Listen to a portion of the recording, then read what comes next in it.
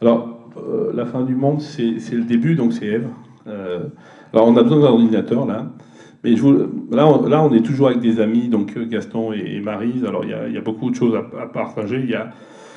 Aujourd'hui, il y a une coinche ou deux coinches à une, quelque chose comme ça.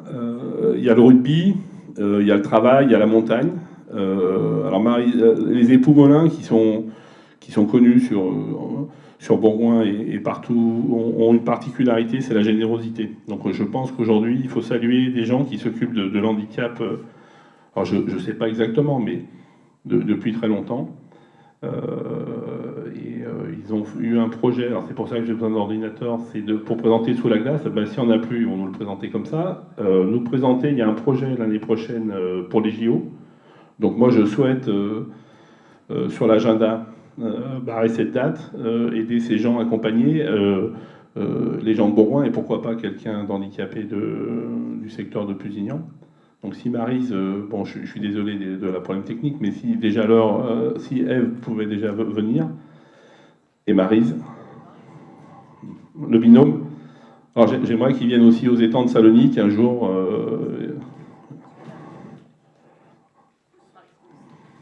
Bouge pas, j'arrive.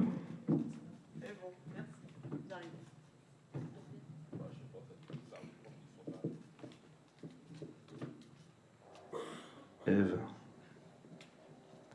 Bonjour à tous, Ève Leroy du club sportif de Bourgoin-Jallieu Handisport. Bon, à la base, on devait vous passer un film sur le Groenland, alors sans les images, ça va pas être évident, mais on va faire autrement. Donc on va vous présenter brièvement le club, je pense, à la volée, et puis vous parler un peu de ce qu'on fait, et puis voilà, ça sera bien. Donc le club a l'avantage d'exister, enfin la chance d'exister en partie grâce à ses donateurs, dont font partie Gaston et Maryse, dont on a déjà beaucoup parlé. Il a pour objectif d'entraîner et du tout petit niveau, loisir, jusqu'aux Paralympiques, tout type de handicap, sachant qu'on est quand même plus spécialisé dans le handicap en fauteuil.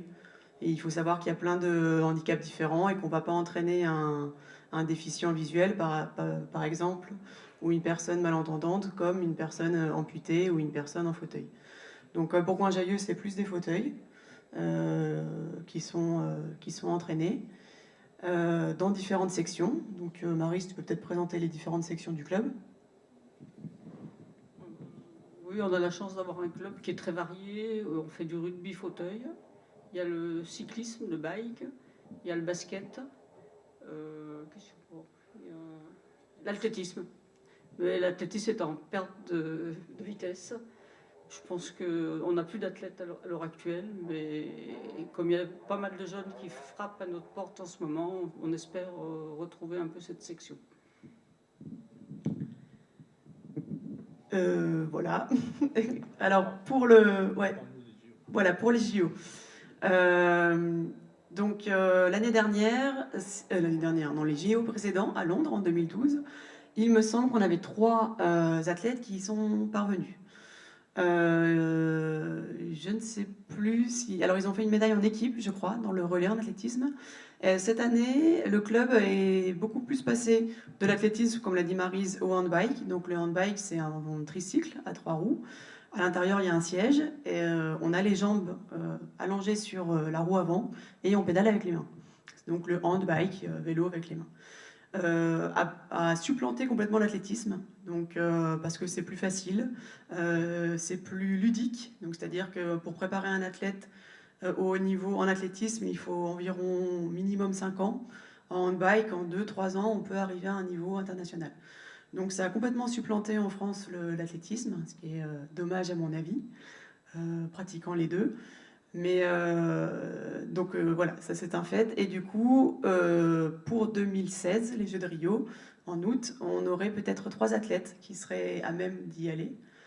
Pas les 3 mêmes que pour Londres, il y en a qui ont laissé leur place à d'autres. Dans différentes catégories, il faut savoir que sur le fauteuil, le handisport fauteuil, il y a différentes catégories, avec abdos, sans abdos, et avec atteinte des membres supérieurs. Donc on en a un dans chaque catégorie. La lutte est dure, il n'y a pas beaucoup de place. Au total, il n'y aura que 8 places, c'est ça, il me semble.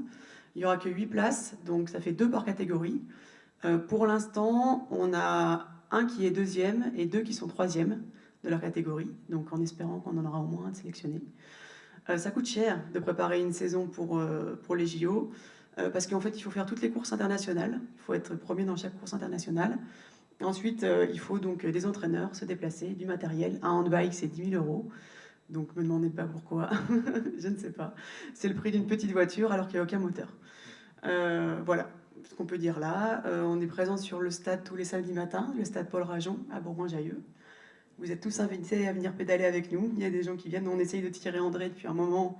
Un jour, on va l'emmener. Je suis un Apollon. Voilà, Maryse. Non, mais moi, je suis très content de... Alors, effectivement, j'ai un espace-temps qui c'est un petit peu compliqué. Alors, j'essaye d'avoir un peu plus de temps pour les autres. Ça m'a beaucoup occupé cette année. Mais moi, ce que j'ai vu, effectivement, ça m'a plu. Et on va forcément se retrouver. On a aussi des espaces à partager ici. Moi, je pense un peu, on n'est pas très loin. Et ici, on a besoin de votre expérience parce que ça n'existe très peu. Bon, il y a toujours forcément la liaison avec Bourgoin qui doit demeurer, même si certaines choses, on ne va pas refaire les choses précédemment. Moi, effectivement, j'ai besoin de congés, j'ai besoin d'être généreux, donc j'ai besoin d'être brillant pour pouvoir donner ce que j'ai gagné, parce qu'on n'a pas encore de machine à billets, mais on va être, quand on vous voit, ça nous donne envie d'être très bon pour pouvoir être plus généreux. Parce que c'est ça la vérité, c'est que c'est aussi... souvent je me dis mais qu'est-ce qui t'anime, enfin on me pose souvent cette question, puis je me rends compte que finalement le sourire des gens, le don, c'est essentiel dans notre construction personnelle. Et aujourd'hui, quand je vois Maryse, quand je vois tout ça, je me dis finalement on est nombreux à partager ça, et on va malgré cette crise forcément vous aider, parce qu'il faut qu'on vous aide. Il n'y a pas d'option. Il n'y a pas d'option. Il faut commencer par ça, et une fois qu'on a donné, on est bien obligé d'être bon. Parce que si on se laisse aller dans des périodes actuelles comme ça, le don, c'est ce qui va nous magnifier. Et c'est un peu la thématique du lac mégantic, c'est un peu la thématique de beaucoup de choses aujourd'hui, et du Téléthon. Et je rappelle quand même que le Téléthon, je discutais dans la préparation et en cours d'année, il y a quelque chose, moi, qui me choque tout le temps. C'est quand on dit oui, c'est des petites sommes à l'échelle des budgets. On peut accepter d'avoir des milliards de déficits sur la Sécu, sur des choses complètement folles. Et on se rend compte que c'est une poignée d'hommes qui arrivent à faire bouger les choses. Et c'est toujours des petites équipes de passionnés. Et moi, je crois aux petites équipes de passionnés, effectivement, qui, comme dans le rugby, ont de l'amour entre eux et arrivent à faire des choses parce qu'ils ont un cap. Je ne crois pas au comité du DUL où on se met à 300, on ne sait pas pourquoi on vient là. Je crois effectivement à la performance. Et moi, je vous le dis, par l'amour du don. Moi, j'en suis persuadé, puisque j'ai été élevé comme ça. Et souvent, le matin, quand je reviens, je vois tout ce qu'on a déjà construit en si peu de temps. Et si je me dis, si on se projette sur cette grande région, sur toutes ces valeurs-là, effectivement, très très vite, on fait un écart. Et après, les peu de relations qu'on a par-ci par-là dans le regard, on sait qu'on va être là longtemps. Et moi, quand je vois Ève avec son sourire, je me dis qu'il y a des gens, il faut qu'ils apprennent ça. C'est la capacité à réagir. Lac mégantic, on parle de résilience, mais il faut parler de réaction instantanée. Je pense que si on ne fait pas le don par réflexe, si on ne donne pas l'amour par réflexe, au bout d'un moment, on se pose la question. Est-ce que j'ai pas autre chose mieux à faire? En ce moment, c'est difficile.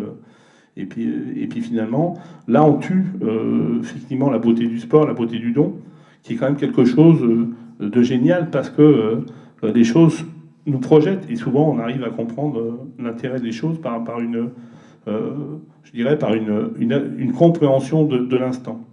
Donc moi, je suis très admiratif de ce qui est fait à Bourgoin, parce qu'effectivement, je ne connais pas d'autres structures localement qui sont comme vous, quoi. Je tiens à préciser que le club de Bourgoin est certainement, avec très très peu de moyens, le club le plus capé de France. Où il règne vraiment une ambiance où tout le monde a envie de s'aider, et je crois qu'on arrive à des résultats extraordinaires. C'est ça, c'est ce que j'ai senti. Et on parlait de dons. Le don, c'est pas que de l'argent. On a plein de bénévoles qui font du don de temps. et d'énergie. Ils n'ont pas forcément les moyens, même s'ils donnent 2-3 euros par-ci par-là. Ils viennent, ils nous encadrent, ils nous emmènent, et ça, c'est aussi quelque chose qui est important de rappeler. Le don, c'est aussi le don de personne, de sa personne, et pas que de l'argent. Et André, tu fais partie de ces gens-là qui donnent de leur personne. Merci à tous. Voilà. Bon, c'était qu'un téléthon, hein. On a été un peu plus large sur les sujets. J'espère qu'il y a quelques jus de pommes là, dehors. Je vous demande d'emporter tous quelque chose d'ici. Il doit y avoir quelques patates. Je remercie chaleureusement vraiment les intervenants. En fait, on est une petite équipe, hein, vous avez compris, au grand cœur. L'an prochain sera une année déterminante pour l'ensemble des projets. Alors c'est ça qui est un peu rassembleur, que ce soit pour Serge Barge, pour nos projets ici, pour le lac Mégantic. On arrive quand même à une période un petit peu extraordinaire où 2016-2017, il va se passer des grandes choses. Gaston veut vous dire un petit mot, je lui passe la parole. Oui, moi je crois qu'ici, il y a un homme extraordinaire, c'est notre ami André. Je l'ai bien connu, on peut l'applaudir très très fort. Il donne une générosité sans compter, toujours disponible pour les amis. Merci André pour ce que tu as fait pour moi. J'ai fait par instinct et je ne m'étais pas trompé. Voilà, merci à tous.